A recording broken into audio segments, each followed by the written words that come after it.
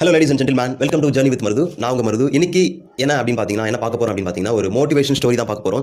ஒரு நாட்டில் வந்து ஒரு அரசர் வந்து ஒரு அறிக்கை விட்டுறாரு. அது என்னன்னா, கோட்டையோட கதவை வந்து கையாலேயே ஓப்பன் பண்ணணும், வெறும் கையால் ஓப்பன் பண்ணணும். அப்படி நீங்கள் ஜெயிச்சிட்டிங்கன்னா, ஓப்பன் பண்ணிட்டீங்கன்னா, உங்களுக்கு வந்து அந்த நாட்டில் ஒரு பகுதியை கொடுத்துட்றேன் அப்படின்னு சொல்கிறாரு. சப்போஸ் தோத்து போயிட்டா உங்கள் 2 கையும் வெட்டிடுவேன் அப்படின்னு சொல்லிட்டு அந்த அரசர் சொல்கிறாரு. அப்போ ஊர் பொதுமக்கள்லாம் அதை கேட்டுட்டு, அந்த நாட்டு மக்கள்லாம் அதை கேட்டுட்டு கலந்துக்கலாமா வேணாமா அப்படின்னு யோசிக்கிறாங்க. யோசிச்சு பார்த்துட்டு வேணாம் கலந்துக்கிட்டா சப்போஸ் தோத்து போயிட்டா வந்து கை போயிடும் அப்படின்னு சொல்லிட்டு யாருமே போட்டியில் கலந்துக்கல.